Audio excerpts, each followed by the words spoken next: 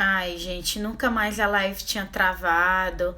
Travou hoje. O doutor Bruno está em uma localidade que a internet não tá muito boa, tava travando. Não sei se ele vai conseguir voltar.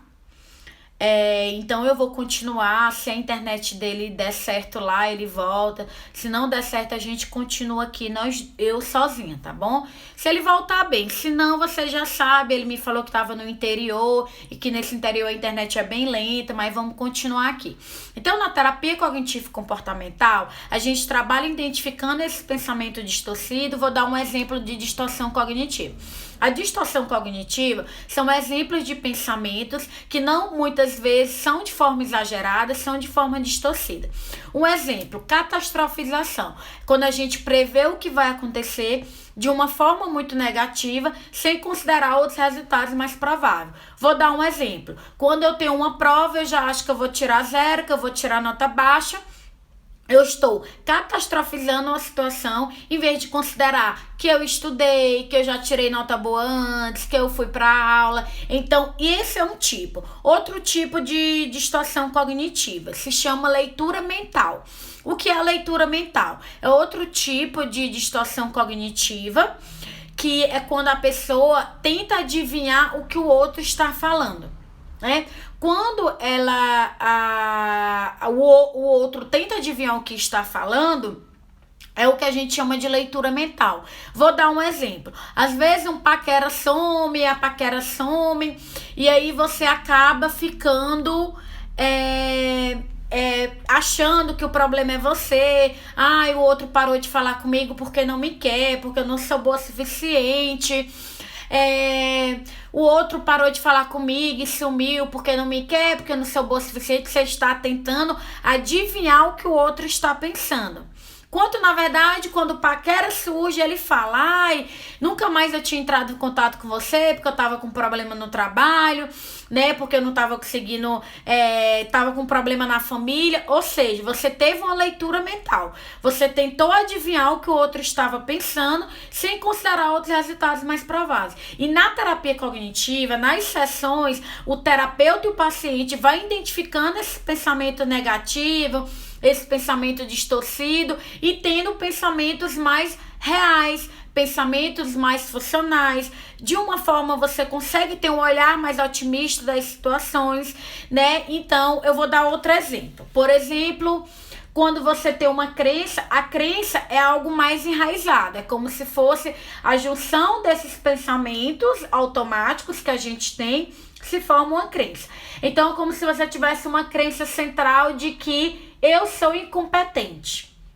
Qual é a crença intermediária desse sou incompetente? Se eu não entendi, é porque eu sou burro, é porque eu não dou conta. Se eu tirei nota baixa, é porque eu realmente não consigo. Os pensamentos automáticos: é muito difícil, eu não vou conseguir, eu não aprendo, eu não sou suficiente. E qual é a reação quando você tem esse tipo de pensamento?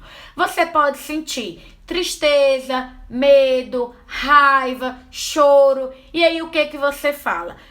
O que você faz? Começa a evitar, começa a se fechar, começa a se isolar, começa a se autossabotar. Então veja, esses pensamentos que eu tenho sobre mim interferem nos sentimentos e emoções que eu tenho e nos comportamentos. Outro exemplo, se eu tenho uma crença central de que eu sou uma pessoa ruim. Geralmente os pensamentos as pessoas não gostam de mim, eu não faço bem para os outros, eu sou uma pessoa desagradável. Qual vai ser o tipo de emoções?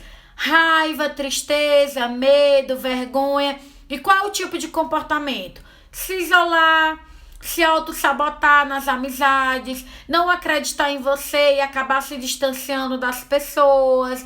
Às vezes trata mal as pessoas porque tem medo de elas se aproximarem. Ou seja, todos aqueles meus pensamentos distorcidos, eles vão interferir no que eu sinto, que é emoções e sentimento, e no que eu faço, que são os comportamentos. Gente, eu queria saber se vocês estão entendendo como é que é o processo. Isso é o principal da terapia cognitivo comportamental. Por isso, ela é muito indicada para os transtornos graves, porque a gente faz essa reconstrução do pensamento e isso age diretamente no córtex pré-frontal. Doutora, a religião pode ser ruim para o nosso psicológico às vezes? Olha, a religião, se de repente o seu líder religioso for preconceituoso ou falar algum tipo de coisa que vai lhe atrapalhar. Mas se for uma religião que não lhe atrapalha, que é saudável, que todo mundo se respeita, falando em religião, nenhum psicólogo pode indicar religião para paciente.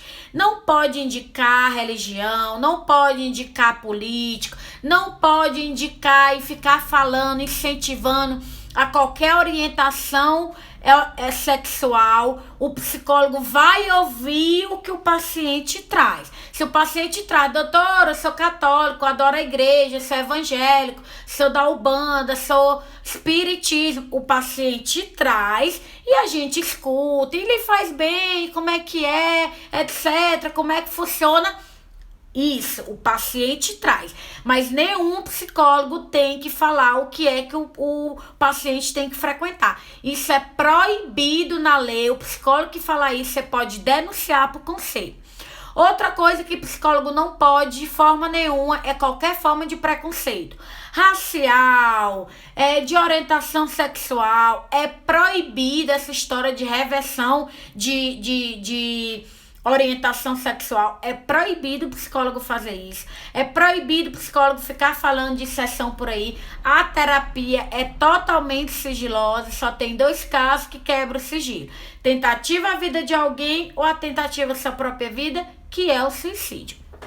Outra pergunta: tenho tido medo de sair, sempre acho que vai acontecer alguma coisa comigo. Raquel, é importante que você procure a psicoterapia para identificar o que está por trás desse medo, né? Então, por que a terapia cognitiva ela é muito indicada na maior parte dos casos? Porque a gente vai identificando esses pensamentos para melhorar a qualidade das emoções, melhorar esse comportamento, essas ações, e assim o paciente tem uma melhor qualidade de vida. A gente faz isso através de inúmeras técnicas. São várias técnicas. Geralmente é uma abordagem onde o terapeuta fala mais. Essa história de ir para terapia e falar e o paciente ficar calado. Na terapia cognitivo comportamental não é assim. O psicólogo também fala bastante.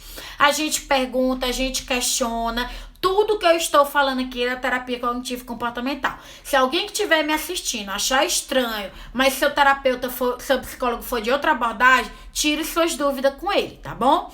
Então vamos lá, gente. O que mais que é importante falar da terapia cognitiva? Que ela é focada, ela foca no problema, ela tem resultados mais rápidos, ela tem resultados duradouros. Inicialmente a gente foca mais no agora, depois a gente pode pensar no passado. Muitas vezes tem tempo limitado, geralmente o paciente melhora com 3 meses, passa para quinzenal, depois passa para mensal, até o momento da alta. Tanto o terapeuta pode dar alta, quanto o paciente também pode pedir. As sessões são estruturadas, a gente estuda o caso de cada paciente e planeja as sessões, as atividades que a gente vai usar, as técnicas que a gente vai usar. A terapia cognitivo-comportamental é uma abordagem que usa muitas técnicas. Existe inclusive as tarefas de casa. Andressa, o que é tarefa de casa? Geralmente é uma atividade que a gente pode passar, não é toda sessão, um vídeo, um texto, algo para anotar, algumas vezes que pode ser importante, o terapeuta pode fazer isso, o psicólogo. Doutora, quando achar que tem um problema ou início de transtorno mental, deve solicitar a terapia cognitiva para identificar o problema? Sim, identificar o problema. Já falei que para fazer terapia não precisa ter transtorno mental, qualquer pessoa pode fazer. Com terapia eu consigo reverter esses pensamentos ruins? Com certeza. Pensamento, comportamento e as emoções. Doutora, uma dupla personalidade é coisa grave? Gente, eu não sei o que é dupla personalidade, de verdade, eu nunca ouvi falar. Não tem nenhum transtorno que tem dupla personalidade não, com nome. Bom saber que uma hora pode ter alta, isso significa que pode. A terapia cognitivo-comportamental, ela trabalha com a alta, alguns casos mais graves duram anos, mas geralmente há alguns meses. Geralmente na terapia cognitivo-comportamental, o paciente tem uma melhora com 3 meses. passa para quinzenal e logo depois mensal até o momento da alta. A gente ensina o paciente a ser seu próprio terapeuta, saber lidar com as dificuldades do dia a dia. Então, a gente ensina as técnicas pro paciente, por isso que ela é uma abordagem que ela é mais focada, ela é estruturada. Então, quando vocês escutarem alguém falando que psicoterapia é só um diálogo, é só uma conversa, vocês precisam quebrar esse preconceito e levar que a gente usa o diálogo, a gente usa a escuta, assim como um professor utiliza a fala para dar aula dele. Mas tudo é embasado em técnica, tudo é baseado em ciência. A gente utiliza várias técnicas, a terapia cognitivo-comportamental principalmente. Então, nada é solto, não é só uma conversa, não é só um diálogo. Essa história de dizer que eu converso com as minhas amigas, não tem nada a ver. Isso eu estou falando de psicólogo fazendo psicoterapia. Essas coisas que estão inventando na moda, tudo isso aí acaba prejudicando o tratamento. Todo dia eu recebo pessoas que vêm cada vez mais tristes, magoadas, decepcionadas, porque procuraram terapeuta de não sei de quê, terapia de não sei de quê, essas invenções da moda que não dá certo. Eu nunca atendi uma pessoa, eu tô falando sem medo de errar, que procurou essas terapias da moda e acabou ajudando. Transtorno mental, obrigatoriamente, é tratado com psicólogo e psiquiatra, tá? Traumas é tratado com psicólogo, com psiquiatra, tudo isso tem anos de estudo, é comprovado. O que mais, gente? Resumindo, psicólogo não passa remédio, não passa floral, não passa chá, psicólogo não passa nada. Quem passa a medicação é o psiquiatra, tá? Psicólogo não pode atender amigo, um familiar, que ele saiba da vida, porque é importante que a gente tenha uma neutralidade, é importante que a gente não se envolva no caso.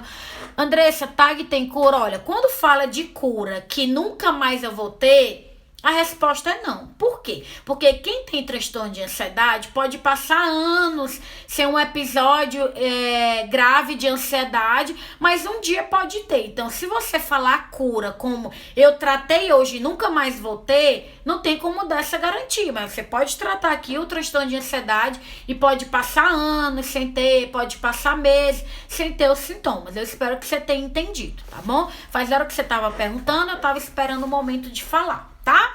Mas tem tratamento, os sintomas desaparecem, tomando a medicação, fazendo a terapia. Agora, garantir eu nunca mais vai ter sintoma, a gente não garante. Então, se você usar a palavra cura com isso, a resposta é essa, né? Então, gente, o que é mais importante de saber sobre psicólogo, né? Que ele não tem que dar opinião pessoal, ele não tem que ficar interferindo o que acha ou deixa de achar, não tem que estar mandando o paciente para religião tal e religião tal, tem o sigilo, que não precisa ter transtorno mental, qualquer pessoa pode fazer, que é proibido dar medicação, que a relação, né, não pode ter nenhuma relação que vai interferir de forma negativa. É uma abordagem que ela é mais focada, tem um momento da alta, que a gente prepara a sessão, a gente estuda, a gente às vezes passa por uma tarefa de casa do paciente, mas nem é toda vez, não é nada que a gente fique cobrando. Ela é educativa, a gente ensina o paciente a ser seu próprio terapeuta, a sessão é estruturada, ela tem metas, inclusive a gente pergunta pro paciente, né, qual é a sua meta aqui na psicoterapia, e é pro paciente melhorar. Gente que fica dizendo que vai para terapia e não melhora. Na terapia cognitivo-comportamental, se o paciente está dedicado ao processo e o psicólogo for um bom terapeuta, estranho se dentro de 3, 4 meses não houver pelo menos uma pequena melhora. Outras abordagens eu não sei, deve ter abordagem que demora. Eu só estou falando da terapia cognitivo-comportamental. Eu quero que isso fique claro. Se você ouvir alguma coisa aqui que seu terapeuta não faz, ou deixa de fazer, mas ele tem outra abordagem, como psicanálise, gestalt, você tem que tirar suas dúvidas com ele. Tudo que eu estou falando aqui é da terapia cognitivo-comportamental. Então, ela é focada, foca mais no presente, ela foca no problema, ela tem resultados mais rápidos, resultados duradouros. A gente identifica esse pensamento distorcido, onde a gente melhora a qualidade das emoções e do comportamento. A aliança terapêutica é indispensável. Quem está fazendo terapia, psicoterapia, e que não se dá bem com o psicólogo, não gosta do psicólogo, não tem uma boa aliança, repense, porque talvez não vai ajudar. É importante que você goste das sessões, é importante que você tenha uma aliança terapêutica saudável com seu psicólogo. E terapia, toda psicoterapia é para você melhorar. Se você faz uma psicoterapia e não melhora em nada, sendo que você está se dedicando, alguma coisa errada tem. Gente, eu acho que eu tô aqui há muito tempo, eu acho que eu já falei o importante. Eu queria, nesses últimos minutos, que vocês perguntassem as últimas dúvidas sobre terapia cognitivo-comportamental e sobre psicoterapia. Vamos lá, gente. Eu vou responder as últimas perguntas. Me mandem rápido, porque eu já tô aqui com meia hora, gente. Já é 10 horas, eu entrei 9h30. Me mandem aí as perguntas rápido, por favor. Somente sobre a psicoterapia e sobre terapia cognitivo-comportamental. Enquanto vocês vão mandar pergunta, eu vou falar de novo. Marca na agenda. Workshop Controle a Ansiedade, próxima semana, segunda, terça e quinta, às 21h30. Eu, a doutora Luana, a doutora Thalita e o doutor Leonardo, 3 excelentes psiquiatras. Inclusive, eu recomendo vocês seguirem ele. Vão estar aqui para tirar as dúvidas. Vamos falar sobre o transtorno do pânico, ataque de pânico, transtorno de ansiedade, causa, sintoma, tratamento, dica para melhorar. Vamos falar sobre tudo. Eu quero pedir um favor para vocês. Eu vou já postar sobre o workshop. Eu quero que vocês peguem esse post do workshop e vocês mandem para os amigos, para a família. Vamos combater o preconceito. Muita gente ainda fica dizendo que a ansiedade é besteira, que a ansiedade é frescura. Na verdade, não é. A gente precisa quebrar esse preconceito. Então, eu quero que vocês mandem para os amigos, para a família, tá bom? De vocês. Eu vou postar agora no feed e postar também nos stories, e vocês podem seguir os psiquiatras, que todos são excelentes. Os 3 atendem aqui no São Paulo e eu recomendo. Eles também são psicoterapeutas, tá bom? Então, gente, muito obrigada. Falei da terapia cognitivo-comportamental. Tudo que vocês aprenderem aqui, divulguem para as pessoas. Vamos quebrar esse preconceito de que psicoterapia é só conversar, que psicoterapia não adianta. Não é isso, é tudo isso que eu falei pra vocês. Eu falei de uma forma resumida, né? Mas eu acho que deu pra entender. Inclusive, ninguém fez pergunta. Então, muito obrigada. Essa segunda parte vai ficar salva. Pode indicar para os amigos, para a família. A primeira parte com o Dr. Bruno, infelizmente, não deu para salvar. Ele estava com um problema muito sério de internet, porque ele estava em uma cidade pequena, onde a internet é muito ruim. Mais um obrigada, um abraço. Segunda-feira, 21h30, no Workshop Controle a Ansiedade. Eu quero saber se vocês podem colocar nos stories de vocês, podem divulgar para os amigos de vocês. Eu vou postar agora, tanto nos stories como no feed. Eu quero que vocês publiquem aí para as pessoas verem, tá bom? Muito obrigada, gente. Um abraço. Beijo.